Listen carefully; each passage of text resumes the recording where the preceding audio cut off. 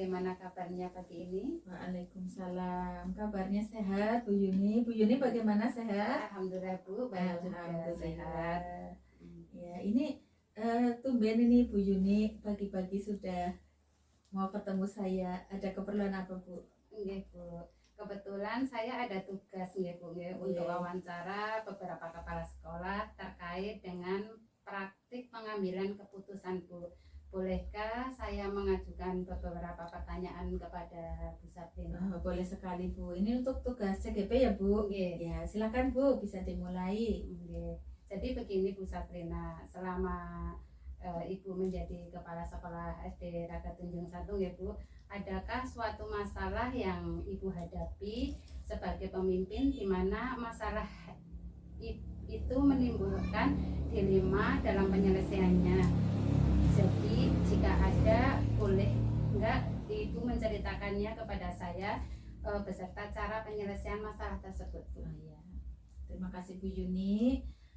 Untuk di sekolah sendiri pastinya banyak sekali situasi-situasi ya Bu ya, atau mungkin permasalahan-permasalahan yang terjadi begitu yang ternyata kalau kita melihat pengertian dari dilema etika itu berarti kondisinya itu antara yang satu situasi benar dengan benar ya Bu ya.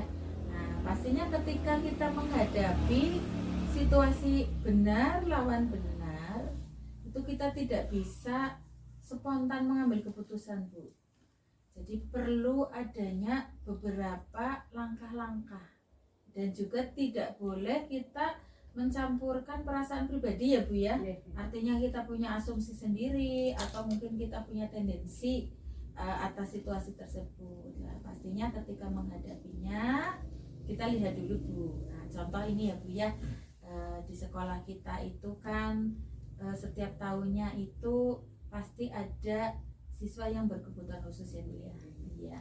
Jadi itu merupakan sebuah dilema juga Bu bagi sekolah. Dilemanya karena pemerintah sudah mengeluarkan peraturan bahwa sekolah itu tidak boleh menolak siswa-siswa yang berkebutuhan khusus. Akan tetapi kalau kita melihat sarana dan prasarana, kemudian melihat dari gurunya juga ya Bu ya, kita tidak bisa menampung semua siswa yang berkebutuhan khusus Bu, terutama yang kebutuhan khususnya itu menyangkut misalnya ketunaan ya Bu ya, seperti tunanetra, tunarungu, tunawicara. Nah itu kita tidak bisa memberikan pelayanan Bu, karena ada sarpras yang tidak memenuhi, dan gurunya juga kalau untuk jenis tuna seperti itu harus guru yang khusus ya Bu Yuni ya. Nah itu saya pernah mengalami sebuah situasi dilema etika seperti itu Bu. Begitu. Lantas keputusan apa Bu yang Ibu ambil saat itu? Nah keputusannya pastinya ya Bu ya, kalau kita melihat situasi tersebut berarti itu ada prinsip keadilan ya Bu ya, karena itu kan peraturan ya Bu, peraturan dari kementerian bahwa kita sekolah itu harus menjadi sekolah yang inklusif ya Bu ya, menerima semua siswa termasuk siswa yang berkebutuhan khusus begitu. Nah kemudian di satu sisi ternyata kita tidak punya sarana dan SDM yang mendukung Bu. Nah di situ kan berarti ada pertentangan ya Bu ya. Kita harus menerima tapi kitanya tidak punya daya dukungnya seperti itu pula. Akhirnya pada saat itu keputusannya untuk siswa berkebutuhan khusus, selain dari tadi ya Bu ya yang berhubungan dengan fungsi dari indera ya Bu ya, seperti tunarungu, tunawicara, begitu tunanetra, itu kita akhirnya memperoleh alternatif Bu keputusan. Karena pada saat itu ada sekolah ya Bu ya yang dekat dengan kecamatan kita, itu di Kecamatan Bumiayu, ada SLB. Jadi untuk siswa yang berkebutuhan khusus yang tidak bisa kita tampung di sekolah kita, itu kita arahkan ke sana. Jadi kita tidak serta-merta menolak mereka Bu ya, tapi kita memberikan, bukan menolak, tapi memberikan opsi sekolah yang bisa melayani mereka, Bu. Karena di tempat kita tidak bisa melayani gitu. Wah, keputusan yang sangat salutif sekali ya Bu ya. Jadi begini Bu, dalam modul yang saya pelajari ada 2 jenis dilema ya Bu ya. Yaitu dilema etika yang merupakan kebenaran lawan kebenaran, dan rujukan moral Bu yang merupakan kebenaran lawan kesalahan. Nah, kalau menurut Ibu Safrina tadi, bagaimana Ibu dapat mengidentifikasi kasus-kasus yang muncul ini ya Bu, yang mana berupa dilema etika dan mana yang berupa rujukan moral? Oh iya, kalau untuk dilema etika berarti contohnya tadi sudah jelas ya Bu, yang saya ceritakan ke Bu Yuni bahwa situasinya itu benar lawan benar. Karena untuk kasus tadi yang sisa berkebutuhan khusus, benar kita harus menerima sisa berkebutuhan khusus. Tapi benar juga kita bisa mengalihkan Bu, karena kita tidak punya daya dukung seperti itu. Jadi jelas sekali Bu, situasinya benar lawan benar. Kalau rujukan moral itu berarti ada situasi yang satu benar yang satu salah. Misalnya ya Bu ya, ketika kita menghadapi perusakan Bu, waktu itu di kelas 6 itu ada beberapa anak yang merusak gitu ya, kemudian mencuri begitu, mengambil. Kalau kita melihat rasa kasihan ya Bu, kasihan itu kan masih anak-anak, tapi ternyata situasi itu kan melanggar hukum ya Bu, karena kan untuk sekolah sendiri itu kan berarti aset negara Bu. Nah kalau seperti itu jelas itu namanya rujukan moral, karena itu situasinya benar lawan situasi yang salah, nilainya itu sudah bertentangan gitu. Oke, seperti itu Bu. Oh berarti seperti kasus dilema etika yang dihadapi tadi, berarti yang benar ya Bu, berarti tidak melawan hukum ya? Betul. Berarti selama ini bagaimana Ibu Safrina pengambilan keputusan terutama untuk kasus-kasus dilema yang sama-sama benar atau sama-sama mengandung nilai kebajikan Bu? Iya, untuk pengambilan keputusannya ya Bu, yang tadi saya ceritakan itu saya tidak bisa mengambil keputusan sendiri Bu. Jadi ada musyawarah dengan teman-teman guru. Karena waktu itu PPDB ya Bu ya. Jadi kita musyawarah dulu. Lah itu kita identifikasi dulu Bu. Itu nilai-nilai yang sama benarnya apa. Itu tadi kan yang peraturan ya Bu ya, peraturan. Kemudian ada nilainya juga, itu kan kita kasihan juga lah ya Bu ya kalau kita nggak menerima mereka. Kemudian kita juga lihat Bu, jangka pendek dan jangka panjangnya. Mungkin untuk jangka pendek kita bisa melayani mereka dengan segala keterbatasan. Tapi untuk jangka panjangnya tidak maksimal Bu dalam pelayanan. Kemudian ketika di kelas ya Bu ya, untuk siswa-siswa yang seperti misalnya tunanetra atau tunarungu, tunawicara. Nah, ketika pembelajaran, sedangkan kita harus menyediakan pembelajaran yang sama Bu. Nah, yang sama. Bedanya hanya standarnya ya Bu ya. Kalau untuk yang berkebutuhan khusus kan ada standar tersendiri. Nah, ketika guru mengajar Bu, itu ada paradigma Bu, individu versus kelompok. Ya Bu ya. Jadi kalau kita melihat paradigma itu, kita harus melayani individu tersebut. Tapi kita juga harus memberikan pelayanan kepada anak-anak yang tidak berkebutuhan khusus itu Bu. Nah, jadi ketika peristiwa itu terjadi, itu paradigma yang terjadi adalah individu versus kelompok. Ya, di individu itu adalah anak yang berkebutuhan khusus itu sesuai peraturan, punya kekuatan hukum, ya karena kita harus menerima siswa yang berkebutuhan khusus, sekolah kita sekolah inklusi ya Bu ya. Nah, akan tetapi ketika kita menerima siswa tersebut, maka yang kelompok besar siswa yang tidak berkebutuhan khusus itu nanti ada mungkin pengurangan porsi juga ya Bu ya. Karena guru kan pastinya porsinya lebih banyak kepada yang berkebutuhan khusus. Jadi waktu itu juga paradigmanya itu diambil Bu. Setelah itu kita lihat prinsipnya.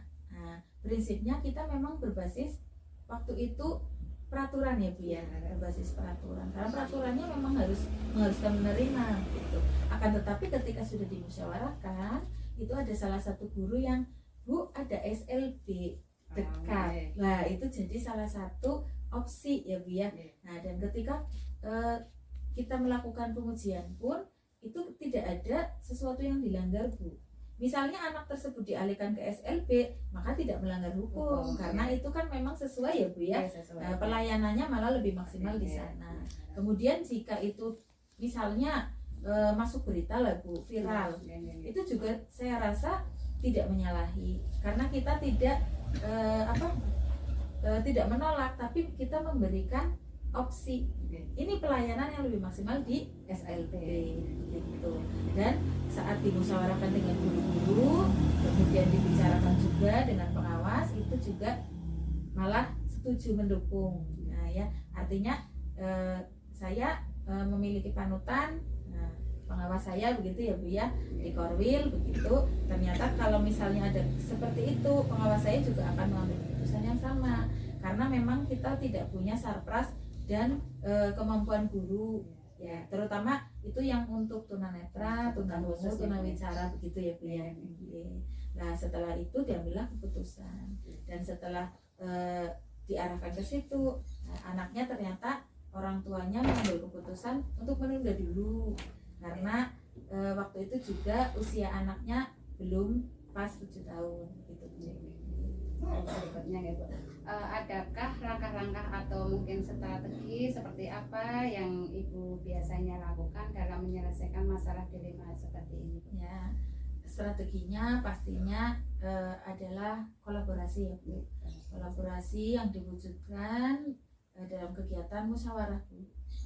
Musyawarahnya itu bisa di rapat ya Bu ya, bisa situasional Bu. Misalnya memang situasinya harus membutuhkan penyelesaian yang cepat, maka biasanya memanggil musyawarah dengan beberapa orang guru gitu. Tapi kalau situasi itu butuh pengambilan keputusannya ini harus betul-betul dipertanggungjawabkan, maka biasanya situasinya dirapatkan seperti itu Bu.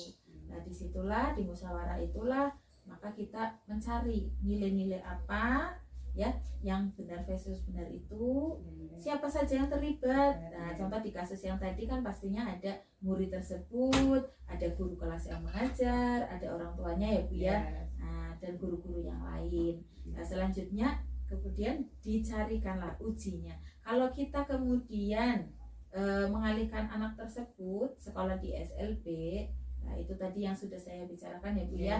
Nah itu melanggar hukum apa tidak, melanggar peraturan apa tidak. Kemudian kalau itu viral bagaimana gitu. Kalau sudah lolos, ternyata setelah kita identifikasi paradigmanya itu individu versus kelompok. Kemudian dilanjutkan lagi prinsipnya apa? Prinsipnya tadi berbasis peraturan. Nah setelah itu ternyata saat musyawarah ada tercetus ide itu ya Bu, yang ada SLB dekat. Nah itu kan salah satu namanya investigasi opsi trilema. Jadi opsi yang lain yang tiba-tiba muncul begitu ya, yang sebelumnya tidak ada gitu, tidak ada opsi tersebut. Nah, barulah kita mengambil keputusan, dan keputusan itu juga bisa kita kaji ulang ya.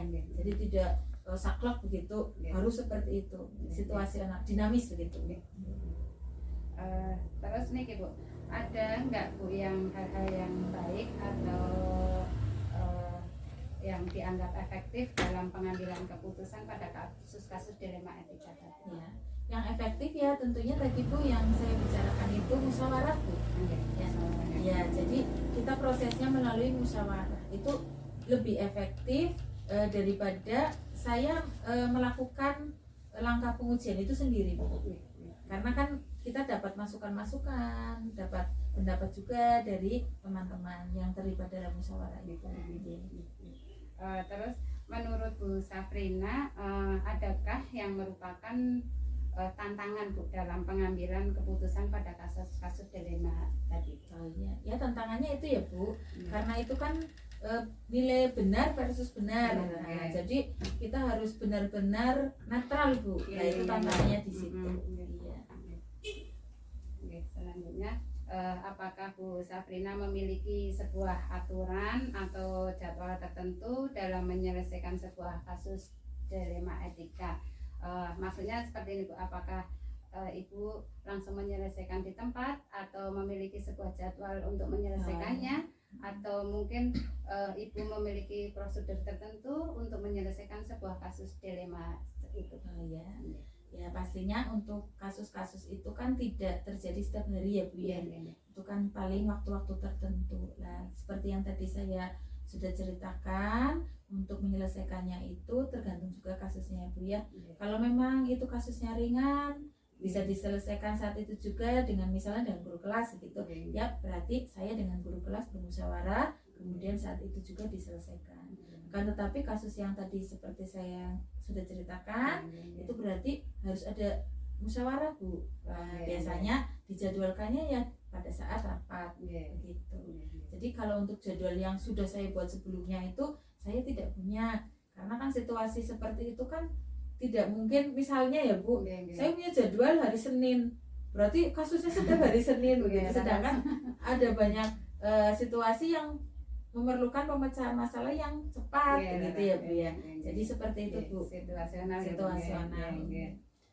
Terus adakah seseorang atau faktor-faktor ya mungkin ya Bu yang selama ini dapat mempermudah Bu Sabrina dalam mengambil sebuah keputusan untuk kasus-kasus dilema etika tadi Bu? Ya pastinya karena prosesnya musyawarah ya Bu ya. Nah aktor-aktor yang terlibat itulah Bu yang berperan membantu saya ya, memudahkan untuk pengambilan keputusan yang bertanggung jawab. Pertanyaan terakhir ya Bu ya. Dari semua hal yang Bu Sabrina sampaikan tadi, pembelajaran apa yang dapat Bu Sabrina petik dari pengalaman Bu Sabrina dalam mengambil keputusan sebuah masalah yang menimbulkan dilema etika? Ya pastinya pembelajarannya itu untuk mengambil keputusan itu keputusannya harus bisa dipertanggungjawabkan Bu. Makanya ketika mengambil keputusan itu kita perlu langkah-langkah pengambilan keputusan yang tadi sudah saya sebutkan ya Bu ya. Yang pertama kita identifikasi dulu nilai-nilai apa yang benar versus benar itu. Kemudian siapa saja yang terlibat Bu. Nah kalau sudah kita cari fakta-faktanya. Nah itu prosesnya itulah melalui musyawarah. Nah baru kita melakukan berbagai macam pengujian ya Bu ya. Tadi ada uji publik, ada uji peraturan, apakah itu bertentangan, melanggar hukum apa tidak, kalau viral bagaimana begitu. Nah selanjutnya setelah itu kita lihat Bu, dua nilai itu yang sama benarnya itu paradigma apa yang mau kita gunakan. Kalau sudah paradigmanya sudah kita pilih, kemudian prinsip apa yang akan kita pilih, apakah berbasis peraturan, berbasis perasaan atau berbasis hasil akhir. Nah, berjalan dengan waktu setelah kita memilih prinsip itu sesuai dengan yang mana, nah barangkali ada opsi-opsi alternatif Bu. Nah, yang tadi saya katakan ya, investigasi opsi trilema itu. Nah, misalnya ada opsi alternatif kemudian kita pakai, lah itulah keputusan yang dibuat itu, kita ambil keputusan itu. Nah, tetapi setelah mengambil keputusan bukan tidak mungkin nanti ada pengkajian lagi Bu. Kita melihat kembali sudah efektif atau belum. Kalau itu sudah efektif berarti keputusan yang baik dan bisa dipertanggungjawabkan. Kalau belum efektif kita ulangi lagi langkahnya dari awal. Seperti itu Bu Yuni. Bu Sabrina, terima kasih banyak atas waktunya dan kesediaannya dalam menjadi narasumber wawancara di pagi hari ini. Semoga bermanfaat buat saya ke depannya ya Bu. Sama-sama ya Bu Yuni. Saya mohon izin ya Bu, mudah-mudahan segala pekerjaan Bu Sabrina lancar dan diberi kesehatan. Amin. Sama-sama Bu. Waalaikumsalam warahmatullahi wabarakatuh. Monggo Bu beraktivitas kembali.